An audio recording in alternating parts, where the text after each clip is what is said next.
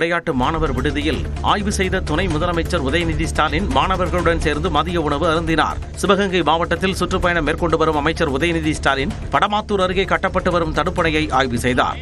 ஆட்சியர் அலுவலகத்தில் அதிகாரிகளுடன் ஆலோசனை நடத்திய பின் 1500க்கும் மேற்பட்டோருக்கு நலத்திட்ட உதவிகளை வழங்கினார். பெரம்பலூர் மாவட்டம் சில்லக்குடி கிராமத்தில் நகை திருட்டில் ஈடுபட்ட கணவன் மனைவியை காவல்துறையினர் கைது செய்தனர். கடந்த 9ஆம் தேதி சில்லக்குடியைச் சேர்ந்த ஜானகி என்பவர் கோயில் திருவிழாவுக்கு சென்றிருந்த போது அவரது வீட்டிலிருந்து 11 சவரன் நகைகள் திருடப்பட்டன. இது தொடர்பாக விசாரணை நடத்தி வந்த காவல்துறையினர் சிசிடிவி காட்சிகளின் அடிப்படையில் திம்மூர் கிராமத்தைச் சேர்ந்த கருப்பையா என்ற பெரியசாமி மற்றும் அவரது மனைவி அழகுராணியை கைது செய்தனர். இவர்களிடமிருந்து திருடிய நகைகளை பறிமுதல் செய்தனர். திருப்பத்தூர் மாவட்டம் ஆம்பூர் அருகே தனியார் பைனான்ஸ் நிறுவன மேலாளர் வீட்டின் பூட்டை உடைத்து 10 சவர நகை கொள்ளையடிக்கப்பட்டுள்ளது. மின்னூரில் வசிக்கக்கூடிய சர்க்குணம் கர்ப்பிணியாக உள்ள தன்னுடைய மனைவியின் மருத்துவ பரிசோதனைக்காக கடந்த வியாழக்கிழமை வேலூர் சிஎம்சி மருத்துவமனைக்கு சென்றார். 4 நாட்கள் சிகிச்சை முடிந்து வீடு திரும்பிய போது பீரோவை உடைத்து 10 சவர நகை கொள்ளையடிக்கப்பட்டது தெரியவந்தது. இதையடுத்து காவல்துறையில் புகார் அளித்த நிலையில் விசாரணை நடைபெறுகிறது. தமிழ்நாட்டில் முதன்முறையாக வருவாய்த்துறையில் ட்ரோன் மூலமாக நிலத்தை அடைவீடு செய்யும் திட்டத்தை அமைச்சர் KSSR ராமச்சந்திரன் தொடங்கி வைத்தார். விருதுநகரில் வருவாய் மற்றும் பேரிடர் மேலாண்மைத்துறை சார்பில் நகர நில ஆவணங்களை நவீனமயமாக்கும் திட்டம் மற்றும் மறு நில அளவை திட்டத்தின் தொடக்க விழா நடைபெற்றது. நிகழ்ச்சியில் பேசிய அமைச்சர், ட்ரோன் மூலமாக நிலத்தை அடைவீடு செய்யும் திட்டம் முதற்கட்டமாக 10 மாநகரங்களில் நடைமுறைப்படுத்தப்பட்டிருப்பதாக கூறினார். புதுக்கோட்டை அருகே பிரசவத்திற்காக நிறைமாத கர்ப்பிணியை மருத்துவமனைக்கு ஆம்புலன்ஸில் அழைத்துச் செல்லும் வழியிலேயே குழந்தை பிறந்தது. அதிரான் விடுதி கிராமத்தைச் சேர்ந்த தனலட்சுமி காலையில் பிரசவ வலி ஏற்பட்டதை அடுத்து புதுக்கோட்டை அரசு மருத்துவமனைக்கு ஆம்புலன்ஸில் அழைத்துச் செல்லப்பட்டார். வழியிலேயே வலியில் தனலட்சுமி துடிதுடித்ததால் மருத்துவ உதவியாளர் மதன்ராஜ், ஓட்டுநர் முருகானந்தம் ஆகியோர் ஆம்புலன்ஸிலேயே பிரசவம் பார்த்தனர். சுகப்பிரசவத்தில் பெண் குழந்தை பிறந்தது. தாயும் சேயும் புதுக்கோட்டை அரசு மருத்துவமனையில் சிகிச்சை பெற்று வருகின்றனர். மதுரையில் மேலூர் அருகே இளம்பெண் மீது பைக்கை ஏற்றி கொலை முயற்சியில் ஈடுபட்ட சம்பவத்தின் சிசிடிவி காட்சி வெளியாகியுள்ளது. மல்லம்பட்டி பாரதிதாசன் முதல் தெருப்பகுதியைச் சேர்ந்த ஜெயசுதா மற்றும் பக்கத்து வீட்டில் வசிக்கும் பாலு ஆகிய இருவருக்கும் இடையே முன்பகை இருந்ததாக கூறப்படுகிறது. இந்நிலையில் வீட்டின் வெளியே நாற்காலியில் ஜெயசுதா அமர்ந்திருந்த போது பாலு இருசக்கர வாகனத்தில் வந்து மோதி இரும்பு கம்பியால் தாக்கி மிரட்டியுள்ளார். புகாரின் பேரில் காவல்துறையினர் விசாரணை நடத்தி வருகின்றனர். நாகை அருகே பள்ளி மாணவிகளிடம் பாலியல் சீண்டலில் ஈடுபட்ட ஆசிரியர் போக்சோ சட்டத்தின் கீழ் கைது செய்யப்பட்டு சிறையில் அடைக்கப்பட்டுள்ள சம்பவம் பரபரப்பை ஏற்படுத்தியுள்ளது. வேதாரண்யம் திருமருகல் ஊராட்சி ஒன்றிய தொடக்கப்பள்ளியில் ஆசிரியராக பணிபுரிந்து வருபவர் மனோகரன். இவர் அதே பள்ளியில் 5ஆம் வகுப்பு படிக்கும் 2 மாணவிகளிடம் தொடர்ந்து பாலியல் சீண்டலில் ஈடுபட்டதாக கூறப்படுகிறது. இது குறித்த புகாரின் பேரில் மனோகரனை போலீசார் கைது செய்தனர். திருவான்மியூர் சிக்னலில் அமைக்கப்பட்டிருந்த பச்சை நிற பந்தல் கிழிந்து தொங்கியதால் வாகன ஓட்டிகள் அவதியடைந்தனர். கொளுத்தும் வெயிலில் சற்று இளைப்பாற சென்னை மாநகரில் முக்கிய சிக்னல்களில் பச்சை நிற பந்தல் அமைக்கப்பட்டன. இந்நிலையில் திருவான்மியூர் சிக்னலில் பச்சை நிற பந்தல் கிழிந்து சாலையில் செல்லக்கூடிய வாகன ஓட்டிகளுக்கு இடையூறு ஏற்பட்டதால் போக்குவரத்து காவலர்கள் அதனை சரி செய்தனர்.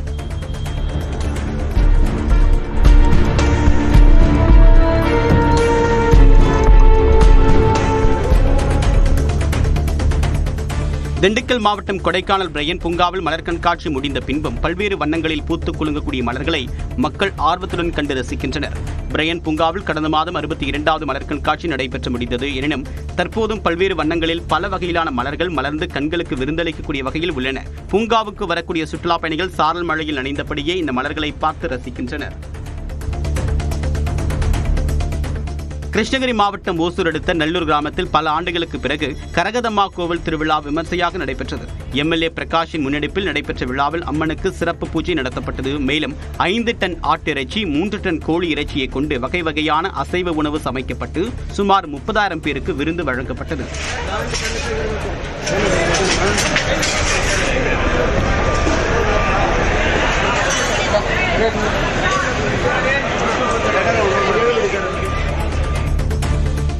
கரூர் ஐயர்மலையில் பலத்த காற்று காரணமாக ரத்னகிரீஸ்வரர் கோவில் ரோப்கார் சேவை நேரம் குறைக்கப்பட்டுள்ளது. இந்த கோவிலில் காலை 9 மணி முதல் மாலை 5 மணி வரை ரோப்கார் சேவை இயக்கப்பட்டது. இந்நிலையில் கடந்த சில நாட்களாக காற்றின் வேகம் அதிகமாக இருப்பதால் முன்னெச்சரிக்கை நடவடிக்கையாக மதியம் 2 மணி வரை மட்டும் இயக்கப்படும் என்று கோவில் நிர்வாகம் தெரிவித்துள்ளது. திருப்பூரில் குடிபோதையில் இருசக்கர வாகனத்தை அதிவேகமாக இயக்கிய இளைஞர் மற்றொரு இருசக்கர வாகனத்தின் மீது மோதி தூக்கி வீசப்பட்ட சிசிடிவி காட்சி வெளியாகியுள்ளது.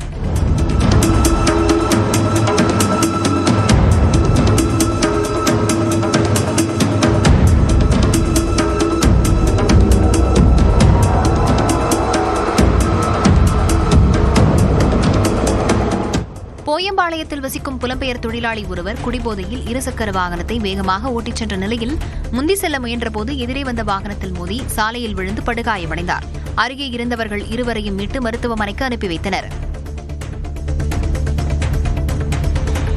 கேரள மாநிலம் வயநாட்டில் மழை பெய்து வரும் நிலையில் அங்கு தலையில் மரம் விடுவதில் இருந்து மாணவி ஒருவர் நூலிழையில் உயிர் தப்பினார். மானந்தவாடியில் மழை பெய்து வரும் நிலையில் பல்வேறு இடங்களில் மரங்கள் சாய்ந்துள்ளன. இந்நிலையில் அங்கு பரபரப்பான சாலை ஒன்றில் மரத்தின் கிடை உடைந்து விழுந்தது. இதில் அந்த வழியாக சென்ற மாணவி நல்வாய்ப்பாக உயிர் தப்பினார்.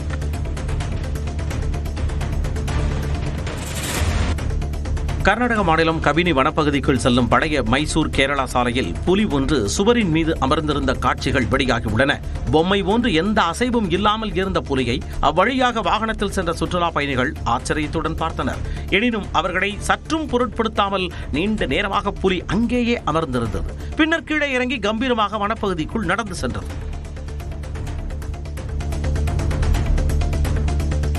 சேலம் மாவட்டம் எடப்பாடி அருகே காவிரி ஆற்றில் லட்சக்கணக்கான மீன்கள் செத்து மிதந்ததால் பொதுமக்கள் அதிர்ச்சியடைந்தனர். தொடர்ந்து 2 நாட்களாக மீன்கள் செத்து மிதந்ததால் காவிரி கரையோர பகுதிகளில் துர்நாற்றம் வீசியது. காவிரி ஆற்றில் திடீரென லட்சக்கணக்கான மீன்கள் செத்து மிதப்பதற்கான காரணம் என்னவென்பதை மீன்வளத்துறை அதிகாரிகள் ஆய்வு செய்ய வேண்டுமென அப்பகுதி மக்கள் கோரிக்கை விடுத்துள்ளனர். கிருஷ்ணகிரி மாவட்டம் ஒசூரில் 220 கிராமங்கள் பயன்பெறும் வகையில் 12 புதிய மினி பேருந்துகளின் சேவையை மாவட்ட ஆட்சியர் தொடங்கி வைத்தார். 15 வழித்தடங்களில் இந்த பேருந்துகள் இயக்கப்பட உள்ளன. முன்னதாக ஒரு மினி பேருந்தை மாவட்ட ஆட்சியர் தினேஷ்குமார் ஓட்டிச் சென்றார். மதுரை சிந்தாமணி பகுதியில் உள்ள திருப்பரங்குன்றம் ஊராட்சி ஒன்றிய நடுநிலைப் பள்ளியில் முழங்கால் அளவுக்கு கழிவுநீர் தேங்கி நிற்பதால் மாணவர்களுக்கு வகுப்பு நடத்த முடியாத நிலை உள்ளது. பள்ளிக்கு அருகே உள்ள கிருதுமா நதியின் குறுக்கே பாலம் கட்டக்கூடிய பணி நடைபெறுகிறது. இதற்காக நதிக்கு செல்லக்கூடிய கழிவுநீரை வெளியேற்றுவதற்கு மாற்று ஏற்பாடு செய்யப்பட்டது.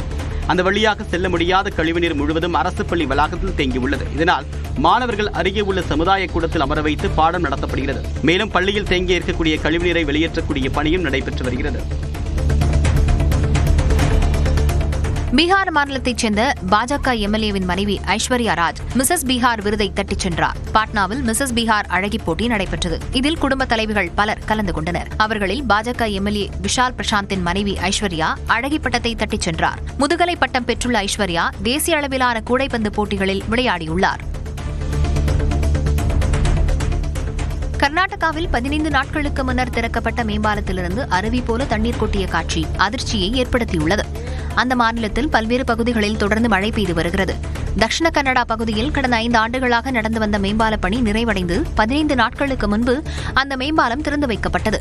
அந்த மேம்பாலத்தின் மேல் தண்ணீர் தேங்கி கீழே நிறுத்தி வைக்கப்பட்டிருந்த கார் மீது அருவி போல கொட்டியது.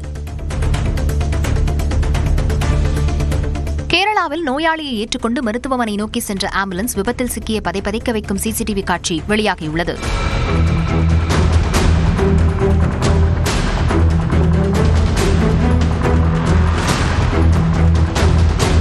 மலப்புரம் மாவட்டம் ரெண்டத்தானி ஆற்று மேம்பாலத்தில் மழை நேரத்தில் வேகமாக சென்ற ஆம்புலன்ஸ் திடீரென கட்டுப்பாட்டை இழந்து சாலை தடுப்பில் மோதி கவிழ்ந்தது. நல்வாய்ப்பாக நோயாளி உட்பட வாகனத்தில் இருந்தவர்கள் சிறு காயங்களுடன் தப்பிய நிலையில் மற்றொரு ஆம்புலன்ஸ் மூலம் மருத்துவமனைக்கு அழைத்துச் செல்லப்பட்டனர்.